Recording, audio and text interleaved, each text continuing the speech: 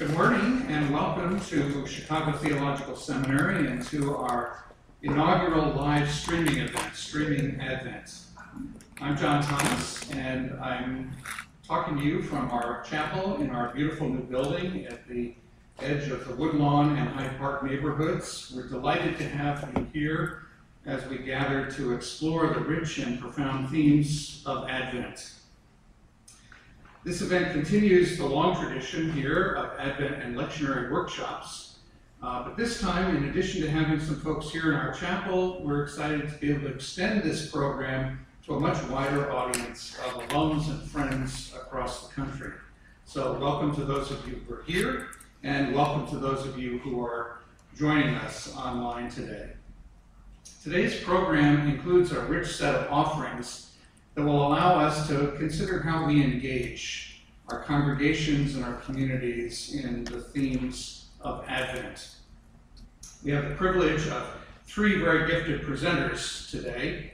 This morning we'll hear from two pastors here in Chicago, and this afternoon from much beloved and esteemed Professor Emeritus of Hebrew Bible here at Chicago Theological Seminary. This morning's presenters have been asked to reflect on the question, if I only had the opportunity to give one Advent sermon, what would I want to say? We're pleased to welcome two friends of the CTS community. First, Pastor Otis Moss.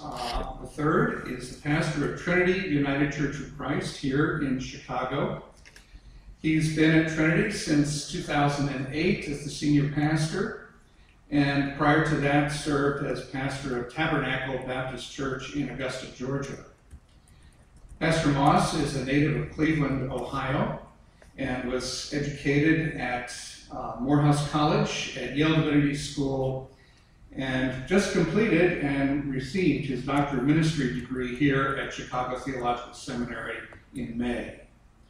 Pastor Moss's intergenerational preaching has made him an extremely popular speaker and preacher around the world at conferences and congregations and on college campuses.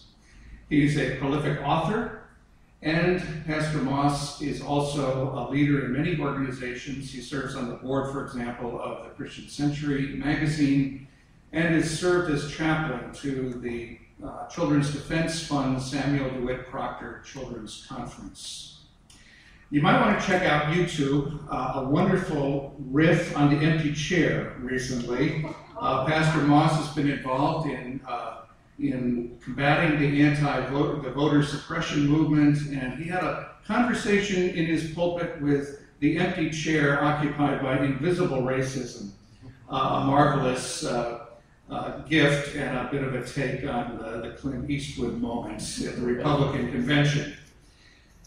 Our second presenter is Pastor Matt Fitzgerald. Matt Fitzgerald is the pastor at St. Paul's United Church of Christ, just arrived this summer after serving for 5 years as the pastor of Wellesley Hills United Church of Christ in Wellesley, Massachusetts. Coming to St. Paul's is a bit of a homecoming for Pastor Fitzgerald, as he served from 1999 to 2007 as the pastor of Epiphany United Church of Christ here in Chicago, also on the north side. He is a native of Duluth, Minnesota, like Pastor Moss, a son of a pastor, and he studied at Macalester College, at Yale Divinity School, and at United Theological Seminary.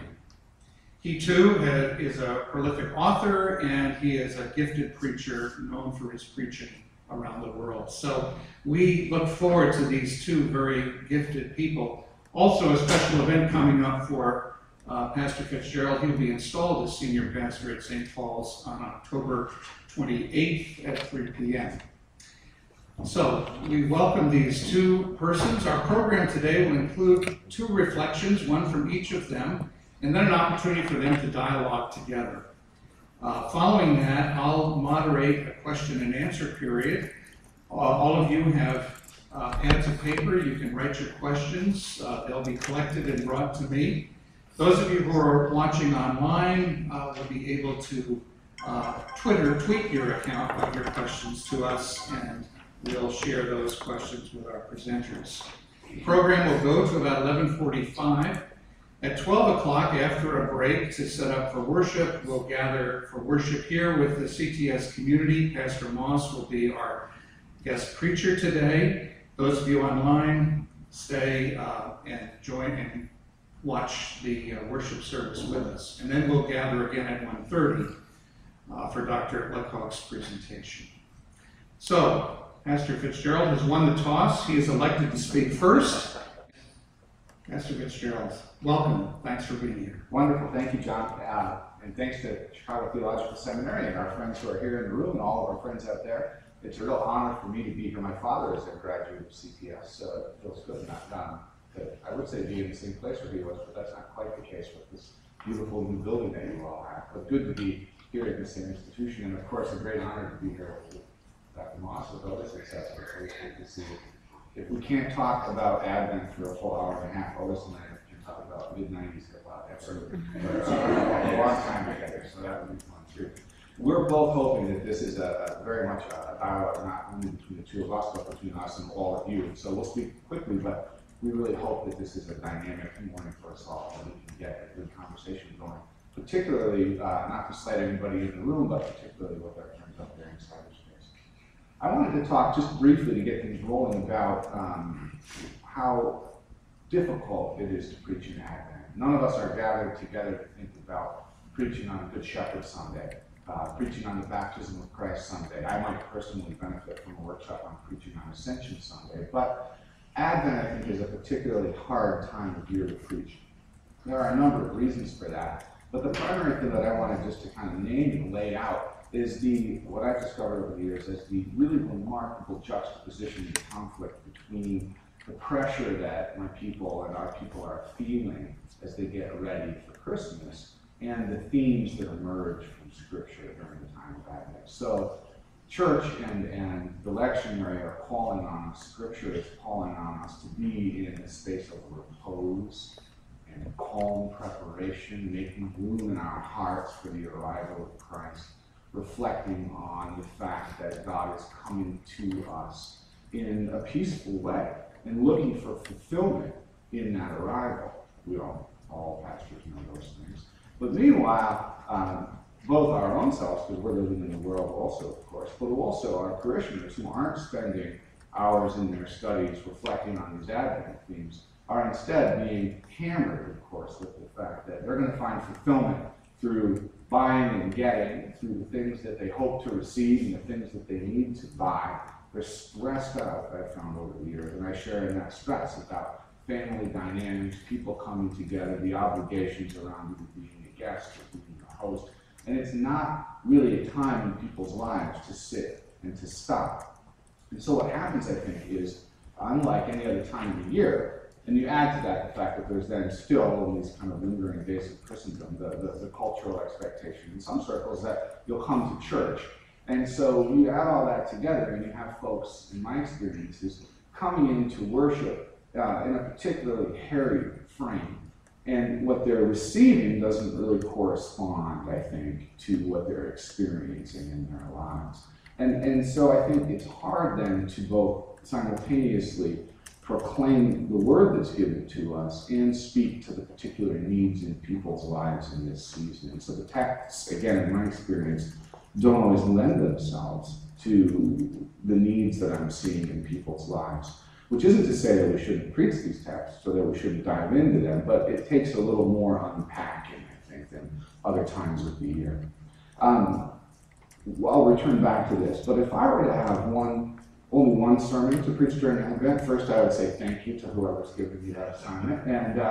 But the second thing I would want to talk about, and it might seem a little odd to talk about a theology that was developed at Fuller Seminary, I believe, while I'm here at CTS, but the evangelical theologian George Ladd named this phenomenon that he saw in Scripture and the Gospels particularly, and he calls it inaugurated eschatology, and that'll be familiar to some folks, but the notion is that in Christ, the end times, the kingdom of God, has in fact arrived. That in Christ, the presence of God is with us, and that the kingdom of God on earth has begun. That the eschaton is there, already with us. But, and this is where I think this becomes quite brilliant, he also names the fact that it isn't already here yet. So Clement Dodd, that New Testament scholar, named the same phenomenon with this notion of this kind of dialectic of God is already here, the kingdom has already begun, and the kingdom is not yet here. The kingdom has not yet been fulfilled. And so we live in this already not yet, and we live in that tension. And I would want to lift that up and then name the fact that what Christians are called to do is to live in the already. And so, to some degree, that which we are waiting for is with us right now. And if you follow the scriptural narrative, the presence of God is here in modest guise, in unlikely guise, in surprising ways that aren't immediately evident. Aside from the wise men running to the manger to look for the presence of God, and few of us are looking in those hidden and oftentimes unsavory corners of our world for the presence of God. But that's what we're called to do as Christians, and then called to live there and to be there and to inhabit that. And I'll wrap it up, but I think most of us know what that's like. Most of us have lived in the kingdom of God at some point. We've lent money that we didn't have. We've extended kindness when we weren't prepared to. We've forgiven when forgiving is hard. We've made sacrifices for the greater good. We've had those moments where we surpass our own capacities and live in a way that is quite contrary to the pressures of the broader culture.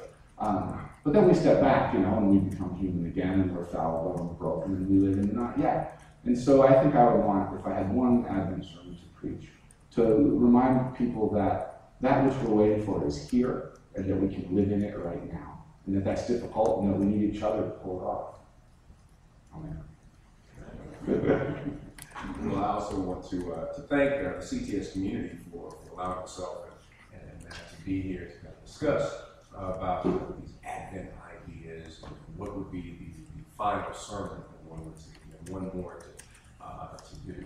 And I'm just really excited about this opportunity to give a dialogue with you. I have to admit that Advent, as Matt said, is difficult for me because it comes every year. And they're usually the same texts that you're always dealing with constantly. And there is a juxtaposition that's problematic for me within my particular context. It's the juxtaposition of this prosperity juxtaposed to the problem of poverty. And so I'm always raising the question in terms of how do we subvert what culturally we are presented for Advent. Theologically and biblically, what is Advent? And then contextually, what do people need to understand about Advent? And so culturally, we are constantly being faced with the repackaging of Advent as kind of a capitalism and drag kind of thing, as something that is in terms of we are to take, purchase, and that becomes how we become fully human. And then you have the need of people trying to understand the immanence and transcendence simultaneously. And I think that is the major challenge. How do we deal with the immanence and transcendence of Advent in terms of how do we live, how do we act as God bursts upon the scene? It's Barbara Brown Taylor who does one of, I think, one of the most fantastic Advent sermons, talking about God breaking in. And it's a conversation of angels arguing with each other, saying that, yeah, God is really going down there. And they're like saying, why would we do that? They kind of have this conversation about what sense does it make? And she goes through the kind of history of humanity being broken, and then God sending God's self to be present with people, to engage in an imminent interpersonal relationship where people can then understand how they are to live in a particular way. And that's what I would want to be focused on in terms of how do we subvert the text, as Barbara Brown Taylor does, in terms of, let me look at it from the angle of heaven to understand how we are to live on earth. Or also raising some very unique and powerful questions I think the text deals with the right text. But I love the fact that one of my favorite aspects of Advent is kind of the earthiness and the street element of Advent. You have a wonderful teenage mother. You have, this guy named Joe. I'm not sure if I want to marry her. Kick her to the side. And so you have this teenage couple, and then you have God person on the scene utilizing language, military language, to shepherds. And which is fascinating that this, we kind of go by and say, oh, host, and you think choir and whatnot. But in actuality, when you're talking about in terms of the Greek, you're talking about a military term to say that as I've already lifted up the tetrarchs, I've lifted up the governor, I've lifted up all of these names, now I'm sharing with you ultimate power with people who are powerless. And that's a fascinating juxtaposition in a country that is comfortable with Advent being something that is simple and fits into the culture versus subverting the culture. And I think having an Advent message that subverts and throws everything on its head, that flips it over, it is the kind of message, if I had one more, to be able to communicate. I did a message about 6 years ago called The Manger Maker, where I designed a message specifically about a conversation of the gentleman who actually designed the manger. The one who's not in the text, but is in the text, and left a legacy, but he was on the outskirts. And so that kind of message of, again, subverting, how do you subvert or raise the question around those who are in the text? Somebody had to make the manger at some point. What was the conversation? What was their legacy? And how do we have those people who are manger makers in society, who create things that benefit so many other people, but yet are always nameless, dealing with the namelessness of the text, and the fact that we actually have people that would have been nameless in Roman society. A pregnant girl who is about to give birth to salvation. And that's also a great text about this. There's a great text about when you're preaching to. Because I had an argument with someone when you should preach. And I said, well, before you can preach it, you already have to carry it. And so that to me, she carries the word, she works the word, she preaches the word before any man has the opportunity to. And so there's a lot of subversion that I think that can be lifted up to, again, make sure that our culture is in the proper perspective versus our culture deciding what our faith, how our faith should be framed.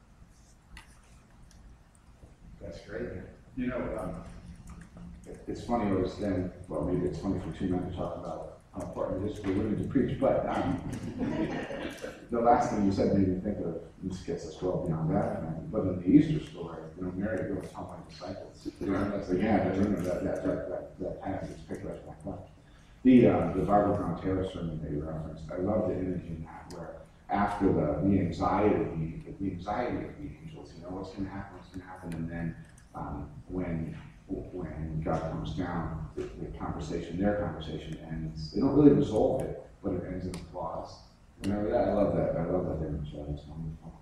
I think one of the things that I hear us both saying is a desire to name the fact of how odd and surprising what we're waiting for is. And you're talking about how the truth of the incarnation in your life can be so subversive, right? And how it can surprise us. And I think, for me, one of the things to reflect upon during Advent is it's not a surprise that we're waiting for. Everybody who comes to church understands how the story ends, with Christmas, right?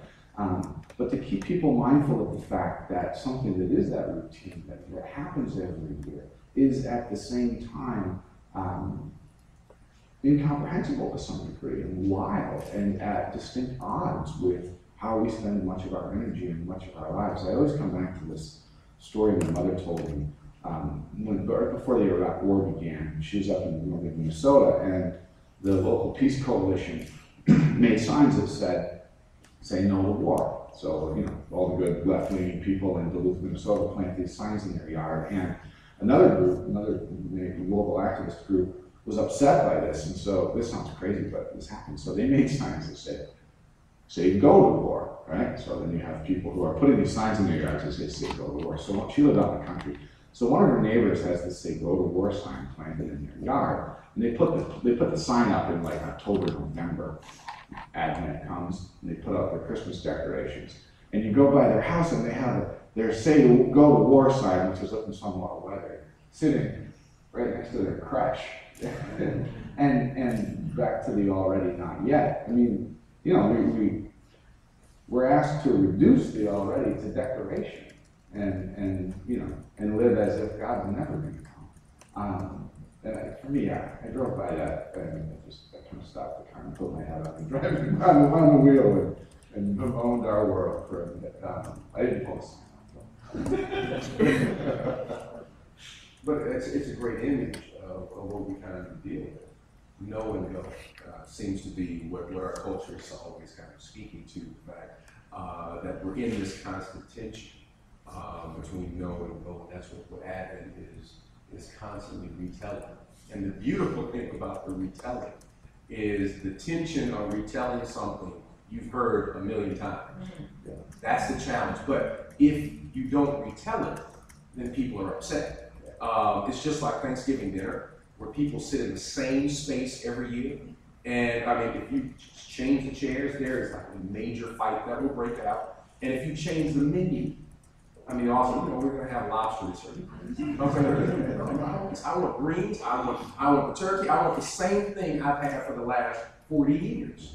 But the tension comes in the conversation, because you have the same thing, the same place, but yet the family dynamics, no matter how wonderful families, there's always some little family dynamic and tension that is in the midst or unspoken that's happening. And I think that the retelling of Advent should place the table in such a way that's familiar, but yet we speak to the unspoken tension that's consistent within the text. Oh, that's beautiful. So like a therapeutic Thanksgiving. Yeah, absolutely. Absolutely, yeah, without that. I like that.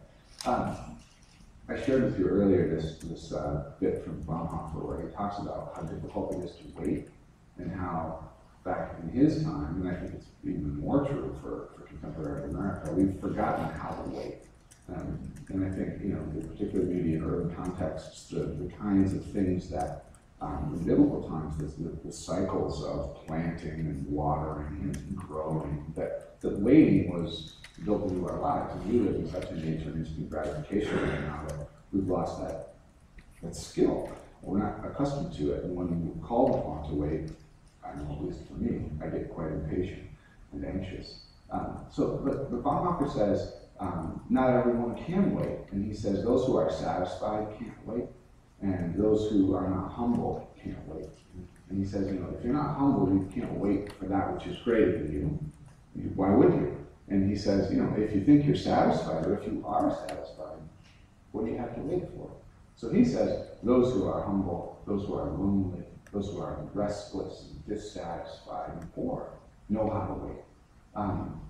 And I wonder, both for all of us here and folks out there, but also for you, is that in your context, if that rings true, is that notion that some of us are better equipped to wait? I think so. I think that I would add to what Bonhoeffer says, and adding to the fact that urban culture, suburban culture, does not know waiting. Rural culture has an understanding of what it means to wait, because they still recognize seasons. They still recognize, as you mentioned, planting. You know, we're always looking for that which is instant. Aren't we online right now? Yes. We don't wait. So there's no letter going out. You got to tweet immediately. We've got email. But in rural culture, you waited for an answer. You waited for the letter to arrive. My first church at Tabernacle Baptist, the founding pastor was a gentleman named C.T. Walker. C.T. Walker was this absolutely brilliant preacher in the turn of the century. He also was such a brilliant preacher that Rockefeller used to come to the Augusta Pheasant Market, something of that nature. And he would go by Tabernacle here, C.T. Walker. Allegedly, he gave some money to the church or whatever. That's a myth. You don't know context of that. But eventually brought him to New York, where he built a church in Harlem. I think it's called Mariah. Founded the first YMCA for American. He was one of the first African Americans to travel on a sabbatical, turning since 1899. The church provided a sabbatical for him to go to quote unquote Middle East, North Africa, and Israel. And so what they would do during his sabbatical, they had a minister, Silas X. Floyd was the, I don't know what the X meant, they say it here, I guess. But Silas X. Floyd was the minister while during the sabbatical. He would send a letter every week. Now, you got to understand, it's an African American congregation, and it's also the tallest building in Augusta at the time. That was all, there's a whole other story around that. The black people built the biggest building in the city. That was like a major race right about that.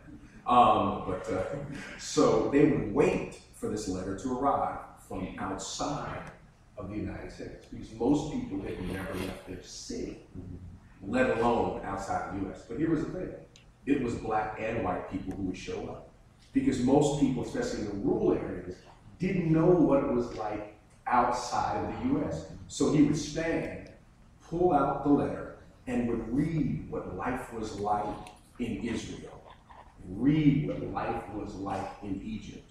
And they would report every week in the paper, word for word, the letter. And they said it was one of the most widely read columns because people anticipated this moment, and people designed their entire week around hearing a letter. And that's what Advent represents. But in urban and suburban culture, we don't know how to wait. I didn't wait for my show that on May. We don't even have any of that. And so the waiting thing becomes so challenging. Delayed gratification is difficult in a drive-through culture. Absolutely. And I think, for me, one of the challenges then in Advent is, it's a little bit like my experiences of preaching in contexts where the first thing you need to do is suggest to people that Christianity actually makes sense. You spend 7/10 of your time doing that, and then you can spend a little bit of time actually proclaiming the gospel. But there needs to be this front-loading, for me at least, with reminding people of the fact that God is worth waiting for, and that this lost art of waiting is something to be developed and redeveloped, so that Advent preaching, perhaps, one of the things it needs to do is get at the fact. And again, this comes back to how hard it is, because I think people don't come to church in the middle of December expecting to be put back on their heels. But I would suggest that to be effective, maybe one of the things I need to think about doing at least is using that moment to ask people, that which satisfies you, is it really? Is it actually satisfying to hit play on your iPad and get the show immediately? Is that it? Is that, there is something beyond the sort of glittering emptiness that we pour into our lives in this search for fulfillment, that in fact we're, all of us, Bonhoeffer says, you can't wait if you're satisfied, or anybody's satisfied, or are we lying to ourselves to some degree? So I think that in our culture, we have turned the waiting pieces over to other aspects of our culture, and really, especially in sports. People learn how to wait in sports, especially like baseball. You wait. That's a wait. That's probably why the ratings aren't as high, because you have to wait. But yet, those particular moments in sports, whether it's Super Bowl or I'm a major March Madness, so I'm waiting for March Madness to show up. But you notice that there is anticipation, and there are rituals around moving to those moments that people connect with. Tailgating is a form of waiting in Advent. That is the ritual of Advent for people who play football. What do you do? I was in Oakland, and I couldn't believe it that plane landed. It was 3 o'clock. The Raiders game was at like 7:30, and it was packed in the parking lot. And they were cooking out. They were drinking. I guess they were drinking a lot because they're going to lose, and they had to make sure that they were prepared. But again, it was amazing to me that process. But yet, when it comes to the faith community, we don't tailgate. You know, That's great. That's good. you know, we don't move into that process. That's a very difficult idea for us. You know, could you imagine if people tailgate? You know, it's Christmas. Come on, let's go out. You know, 8 hours early before service. We want to sing the Christmas carols every Sunday. That's right. Yeah. That's fascinating to me that we move at certain rituals that were in the faith community, but now moving to the larger community, which is our secular faith. You know, another thing that I've been thinking about is using Advent, and I touched upon this earlier, but using Advent to train people, train ourselves, train people to look for God in these odd places and in these unlikely instances, and to get accustomed to trying to seek out the danger. I had this pastoral experience recently where I was having coffee with my wife in the morning, and I got a phone call that a parishioner had died, and I had been relatively close to our house. So I jumped on my bicycle, rode to their house, and I got there. And this was a expected death, but happened more quickly than anticipated. And the hospice nurse was there, and the widow, and her teenage daughter, and a friend. And the hospice nurse, following protocol, had taken all the medications and flushed them down the toilet, which caused the toilet to back up and overflow. So there we all were, and in the meantime, another member of the family who was abroad Skyped in this miserable moment of technology. I mean, it could be miserable regardless, but Skyped in and found out that her father had passed away on the computer, and the whole thing was just so heavy and so painful. And you know, there we are with our little prayer book, and there I am with my little prayer book trying to, you know, bear witness to some hope and reassurance in the middle of that, and feeling like, what's adequate to this task? You know, I don't know the most eloquent prayer I can either read or find, the most non-anxious presence I can summon. It's just plain sad and misery in a situation like that. So of course we sit there with it. And it was one of those instances where I felt like, right, I mean, Christ suffers, God bleeds, God is with us in that pain, but you also hope that there can be, through our ministry and our efforts, some light shed into the darkness, and it just wasn't happening. So there we are, like half an hour goes by, and the doorbell rings, and it's the plumber. And he had no idea what he was walking into. And yeah, I mean, it was crazy. And the plumber came in, and he's like, and you know, there's the body and the crying and all of it. And the guy, not to overstate it, but his presence, and he was a lovely man, and he went around to each of us and wished us, he didn't know who was who, wished us his condolences, said how sorry he was, and he'd met the deceased on a prior call, and, you know, testified what a good man he was, and walked into the bathroom, closed the door, and started, you know, running the snake. And it shifted everything. And you know, it felt like an incarnational moment. It comes back to that Barbara Brown Taylor, you know. This guy really knows what he's walking into, you know, and I don't know. So I think, I was thinking about today, when all of that happened. So I was already thinking about this notion of, you never know where grace is going to come. And it usually will come where you're not looking, you know, looking for God in all the wrong places, and it surprises you on the one side. So I think to use Advent to lift up those moments in our churches, in our lives, in our world, where to name them, you know, as patterns, or as instances, I'm sorry, of the pattern that the incarnation sets and that the nature sets. And not only name it, but also allow people to take a snapshot of those moments, and so that those moments become memories. Yeah. And Frank, I would think I got sermon after that. He said that with a plumber. Yeah. It's just great because all the plumber does is just make sure the water's flowing. Exactly. You know, so you got somebody who shows up, it's like, oh, make sure the water's flowing. Yeah. And is in the process refreshed. Yeah.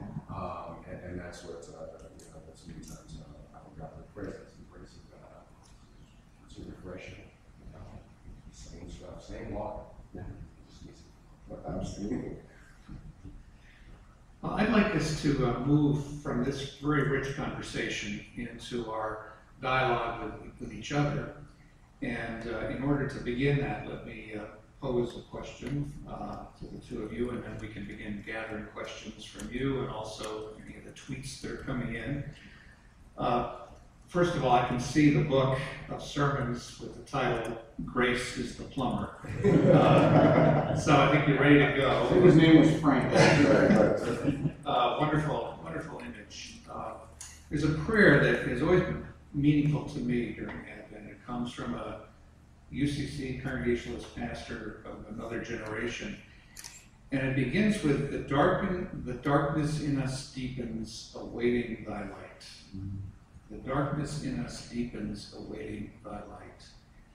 And there is a kind of somberness and solitude and quiet to Advent, at least to the text, the themes. Many of our churches use purple or a deep blue as kind of the color. We think of darkness and candles and a kind of quiet. But for those who really enter into the text, there is this awareness. You've spoken eloquently about this already, not yet, here but not here, waiting. What I'd like you to talk about a little bit is whether there's a particular challenge in this particular moment in our historical training. We live in the midst of this deep recession, huge anxiety for many of us, many of our congregants. We'll be coming out of one of the most highly polarized political seasons that has lasted endlessly, and we don't know what's going to come out of that at this point. So people are living with a certain amount of darkness, some quite literally gloom in their lives, and others who are satisfied, doing quite fine, thank you. And so you have them all in the church together. The people who I can't wait for Christmas because their children who are doing well are coming home to visit. And the people who are sitting there anguishing over a child who can't get a job or a child who's on drugs, and people who are celebrating the birth of a child, and the people who have had someone die. So you have people entering into this awareness of the darkness that's deepening and the light for which they're waiting. You've spoken a bit about how you deal with that theologically, but pastorally, when you've got them all together sitting in front of you, how do you deal with that? I would venture to add that out of the African American tradition, there's much that can teach the broader American tradition, is that when we juxtapose the kind of pain and praise and kind of sorrow and joy moment, that's really not the way life is. And I use my own tradition that there is a blues narrative to everything that we do. And so the gospel, and I use specifically gospel music as an example. Gospel music in itself is nothing but blues music. It's a 12-bar flatted note that only has a different lyric. It has the exact same chord. And so the problem, I think, in the broader culture is always trying to exercise the blues out of the gospel. When in actuality, you can't have blues and without that. They're interlinked. There's no way you can take the two apart. And so within my context, people sing the blues so that they can point to their existential moment. But yet, undergirded with that is an eschatological hope constantly of gospel.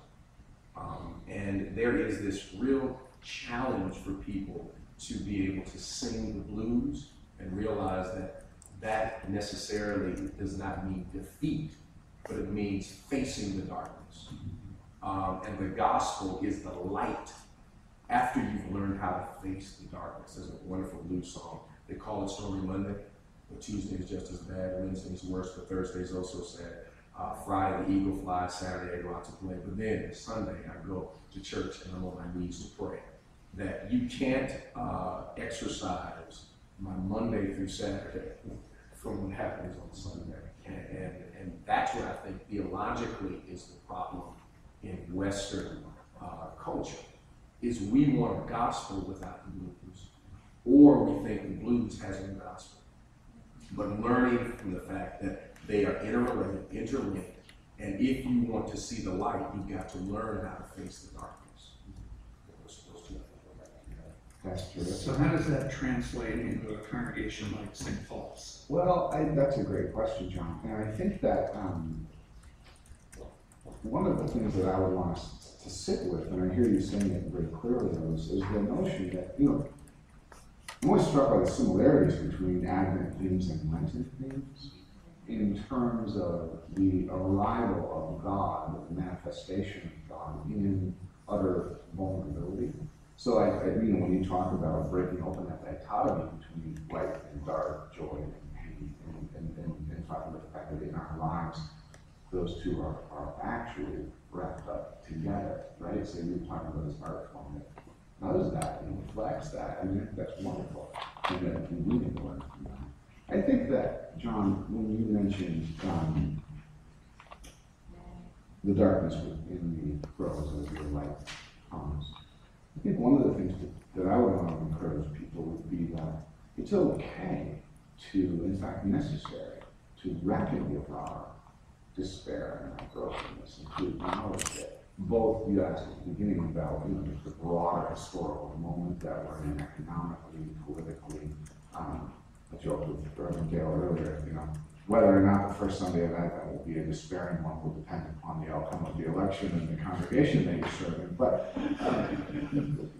regardless of the particular pain the person is in, to be able to use time to not run from it, but to sit with it in anticipation of the fact that God is more than adequate to it, and that Christ is coming. But back to what you were saying, Otis, that when He comes, it's not a smiley face. You know what I mean?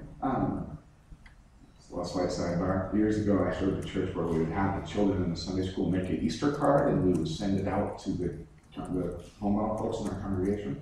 And this kid turned one in, and it was the cross with one of those 70s smiley faces juxtaposed on top of it. But, we have failed utterly. But that when Advent is realized, there God is, right, born to a teenage unwed mother, on the margins, in weakness, and that, so that when He comes, He's not, when Christ comes, when God comes, she's not coming to overwhelm our despair, but to be in it with us. And that the ultimate eschatological hope that you were talking about, yes, that's not where we're at forever. It's not always Good Friday. But that is just to have the courage to sit with that ambiguity. Well, let me encourage you to get your questions moving forward, and Martha will be collecting them, and others of you out there can send them in to us with your tweets. But while we're waiting for that, let me pick up that theme. In light of what you both said, what would be, you talked about, what would you want to say if you only had the one Advent sermon? What would you want your text to be if you only had that one Advent sermon, particularly in light of this really wonderful, most recent reflection together?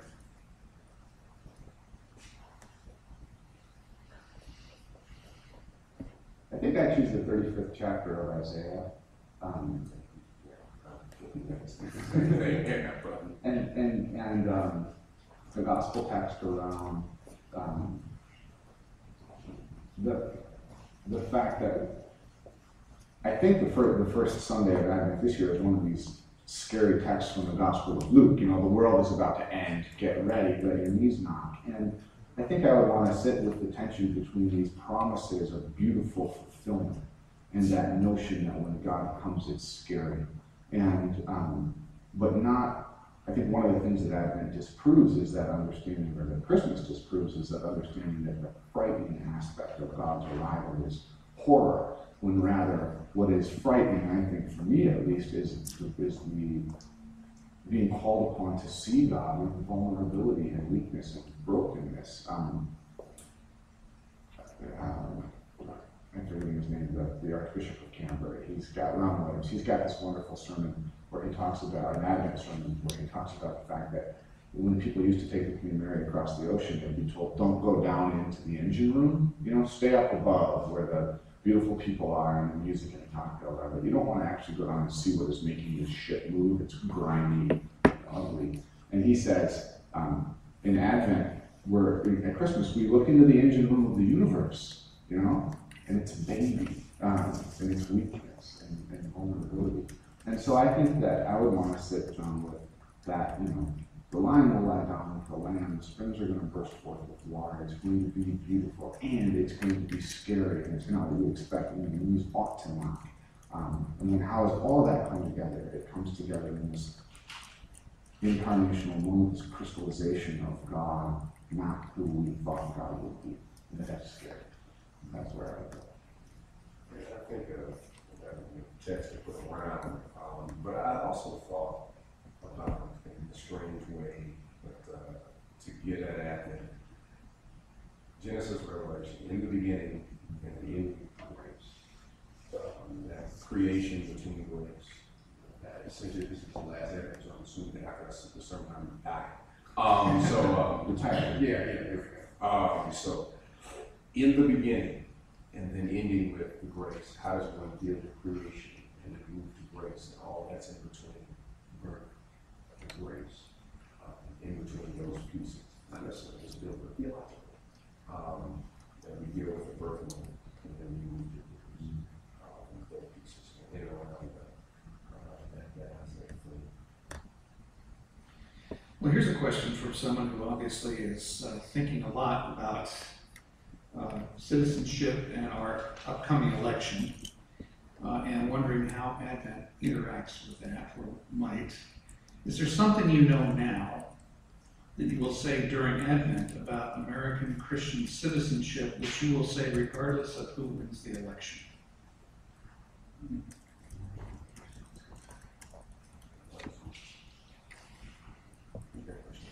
Is there something you know now that you will say during Advent about American Christian citizenship, which you will say regardless of who wins the election?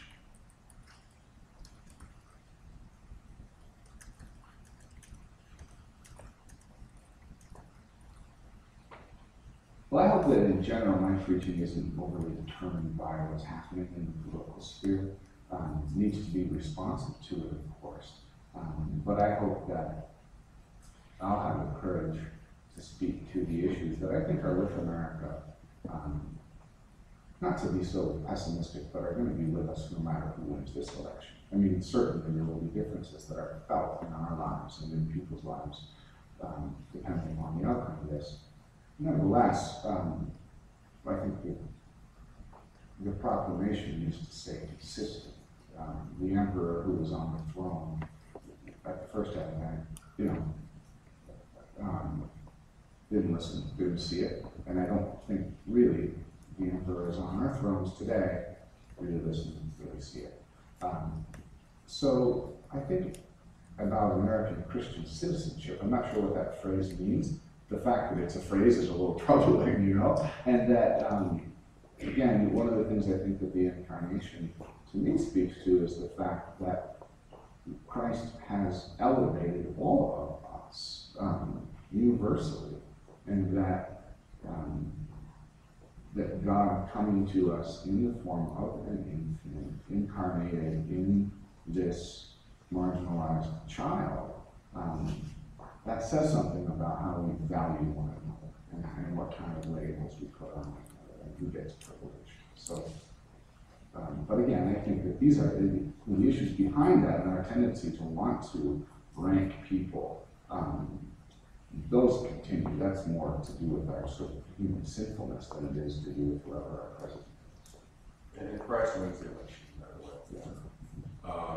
And meaning that the particular values that we operate, that Christ is the one who wins out, period, in the story, regardless of who is on the throne, who is elected, whatever the Supreme Court says today. It doesn't make a difference, that moment means that this is what it's out. I think that's a similar Here's a question that really, I think, gets at your craft, how you go about crafting a sermon. How early are good Advent sermons started? In other words, how long does a good Advent sermon take to create?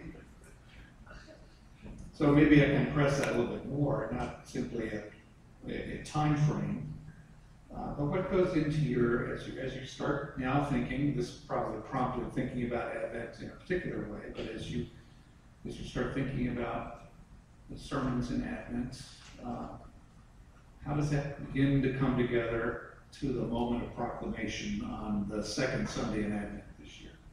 However, 4 a.m.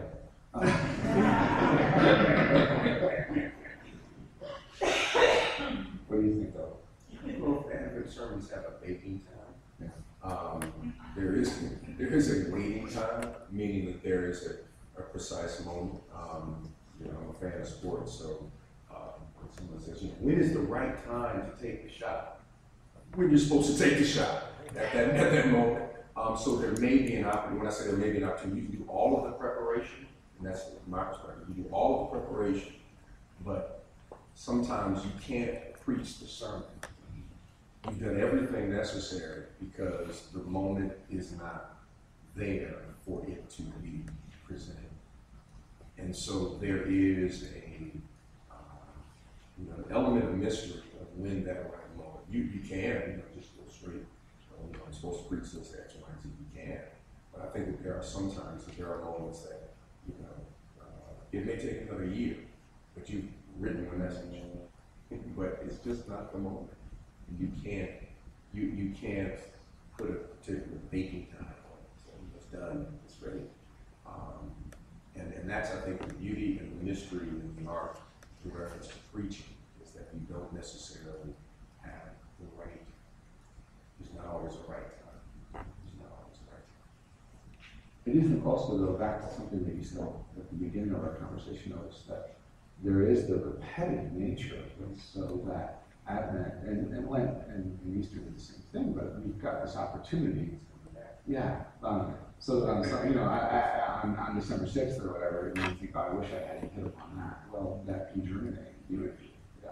For me, during these kind of seasons, I'm busier than I normally am, and so I probably, ironically, when the church, when I'm speaking to the most people, I actually have less time to do my preparation than I typically do getting ready for a sermon. I think that's probably the case for most pastors.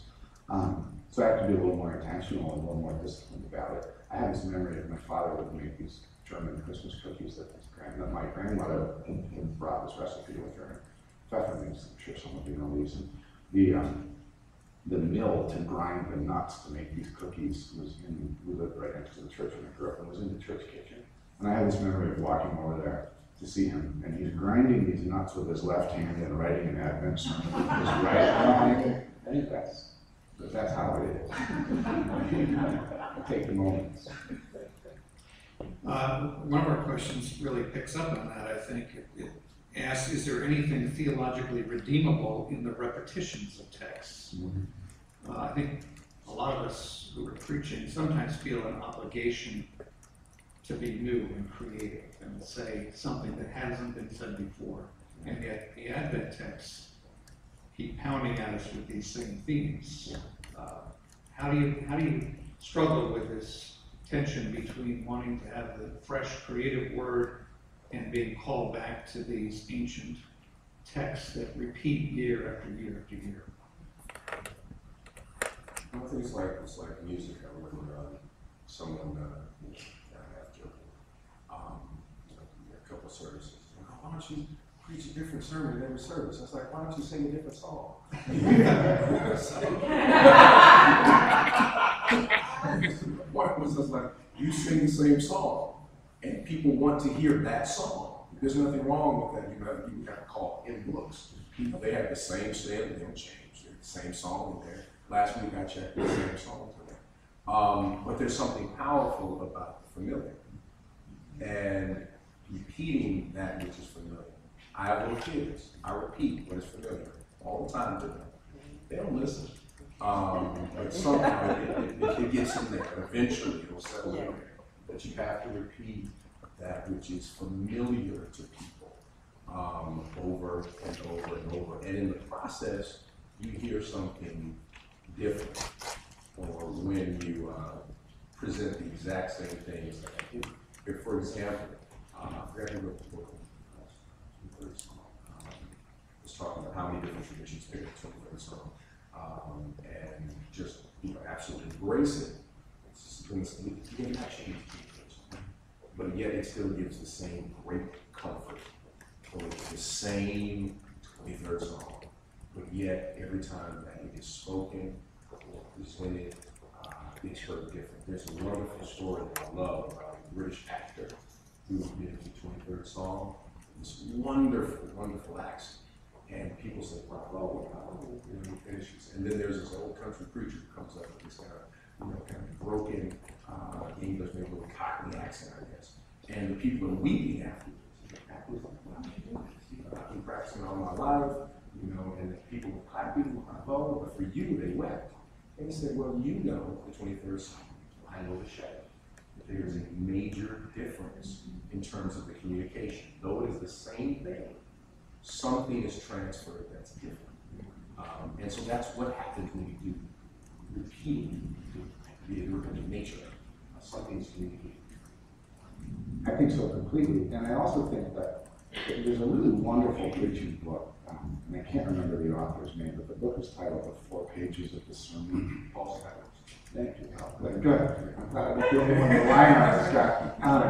But one of the things he says in this book, and the central thing he says is, take your text, and he says, the formula he uses is, trouble then. What's the trouble in the text right behind it? What's the trouble now that corresponds to that? What's the grace in the text? How does grace meet the trouble, the historical trouble? And what's the corresponding grace now? So if you follow that method with an Advent text every year, the trouble now is always going to be different. The trouble then was the trouble then. But the trouble now will change. So I think, just to add on to everything that was said, which I agree completely about the power of repetition, there is always going to be, the context is always going to be changing. That's why recycling sermons does not work. I know that. We have evidence. Yes.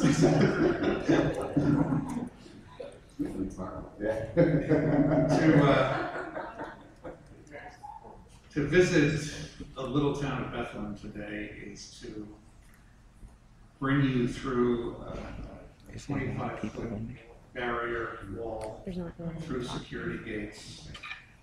And when you go to Shepherd's Field, where it is said that the shepherds heard the angels, you gaze out over the landscape and you see settlements and you see a wall separating people of Beit Zahor from their olive trees. In what way do you think the current realities, the trouble now in a little town of Bethlehem, impacts our preaching in Advent and Christmas, or should it in some way? I don't think many congregations are thinking about that. I think they have a romanticized and not the grimy, organic, dirty Bethlehem. And I think that's part of the problem of our preaching, because we've never visited Bethlehem. We imagine Bethlehem. Somebody said once that one of the primary values for Christians back when the canon was settled, of retaining the Old Testament of our Scripture, is it prevents us from having an absolutely overly romanticized religion. And I think that I don't entirely agree with that. I mean, there are scary things in the New Testament, but I do think that Christmas tempts us to sort of step into the sugar plum fairy fantasy land with everybody else, and that John, the image that you just drew, stops us from doing that. And in fact, reminds us even more forcefully of the fact that we ought to be waiting for God, that we need God's presence. If Advent's about God coming in the fullness of time, how would you name this moment in time? And where on the clock do we find ourselves? On the clock of the world. About that time, no one knows, right? Yeah. Certainly not. Maybe you do. I can say exactly. It's 11:35. That's not.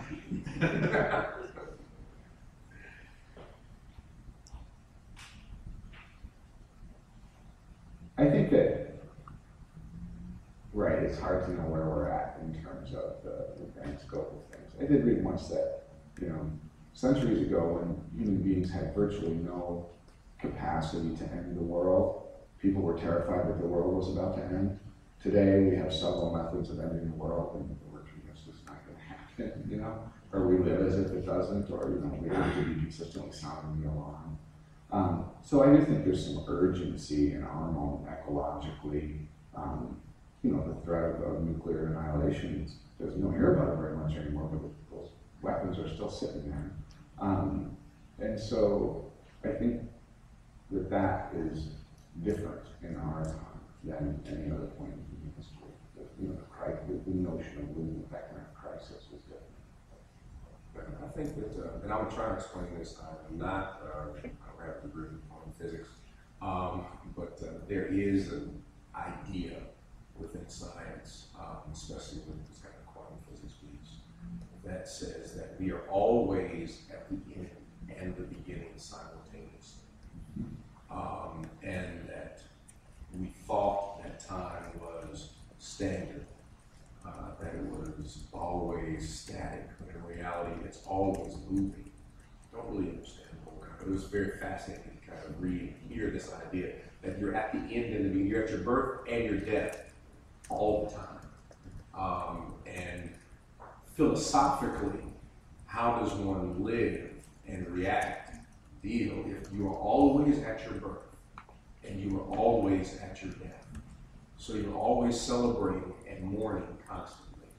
And I really, if there are any people with degrees in quantum physics, please help me explain that. But it was just really, it's a fascinating idea. This idea that time is completely moved, which means that you now have to view the world and your activity in it as if you were just born and as if it's your last day. So that's what I got from it. But I don't have a great quantum physics. But that connects very much with your text for Advent. In the beginning, the New Jerusalem.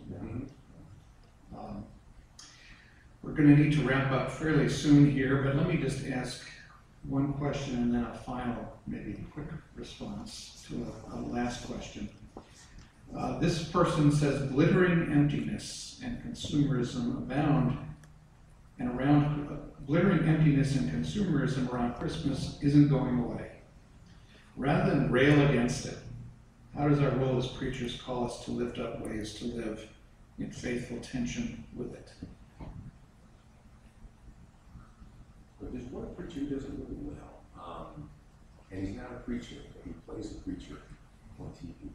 I'm trying to think this gentleman, is he Evangelist Billy? Or he goes around the country.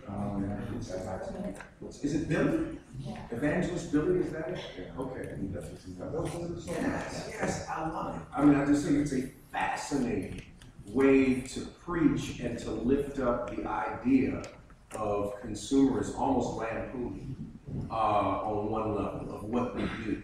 And he is on the corner kind of, lifting up, buy more of this or don't buy, just kind of very fascinating. And I think the other thing is comedy. I think one of the great prophets of the day is John Stewart. I really do. I think that he does more to help us focus on the absurdity of our culture. He does what the prophets are supposed to do.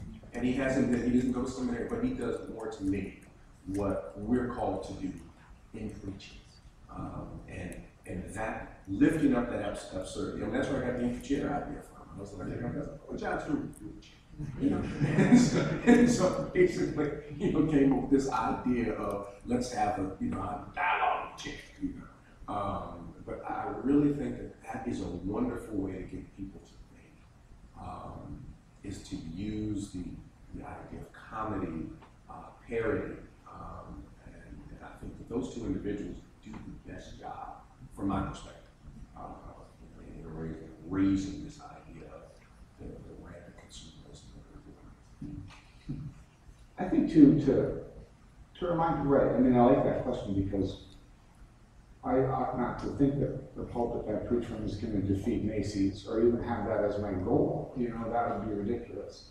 But to keep mindful of the fact that while that consumerism overlays Christmas, the two are quite distinct from one another. And to not guilt trip people for buying gifts for the people they love, you know, or I mean that ought to happen, right? But to also somehow try and keep us, myself, all of us mindful of the fact that that's not the actual holiday, you know, and to try to just pull those two apart. So, right, to use the pulpit in Advent to tell people, you know, you're doing it all wrong, that's not a successful strategy, and it won't result in any change either. Well, maybe you're not going to be there long. Exactly, yeah. I think sometimes it's good to remember that parts of it can be fun. Absolutely. And it should be fun. Yeah. And there's more than just the fun. Yeah. Gifts given out of love, I mean, right, that I would assume, I don't know the history of it, but I would assume that's where this is rooted. I mean, God gives us Christ out of love, and we turn and give each other gifts out of love. Just one thing I wanted to say, just as we wrap up, is, but back to Bonhoeffer. He has this beautiful thing where he says, the most mysterious person is not the person who is the most distant from us, but the most mysterious person is the person that we're closest to. And if the closer one draws to us, the more mysterious they become. And he says, of course, that's true with Christ. And that's what happens with our experience of God when Advent ends. That it's not like everything is solved at that point, that all of this mysterious grows clear. In the ultimate Advent, that will happen. But right now, Christ comes to us and is even more beguiling than he was when he was further away. And that, again, is a great comfort to me as a preacher to think it's not like after Christmas it's all figured out, you know, that what we're waiting for comes and then we're done. Bonhoeffer also uses the image of being in a prison cell and writes that Advent is that kind of waiting. We don't have the key. It's got to be unlocked from outside. So, a final word, and Otis, you already talked about the maker of the manger. Maybe that would be your answer, but if you had to look back and say, what was my best Advent sermon? Just briefly, what would you say?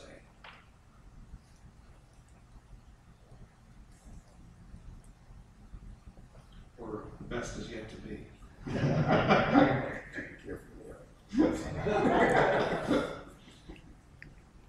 Sometimes I think, oh, that was a really good sermon I preached 3 years ago on the second Sunday of Advent, and I take it out and read it, and I just feel so humiliated.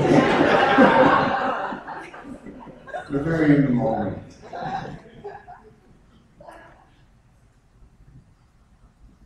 But I want you to tell me your best one so I can use it. I feel the same way.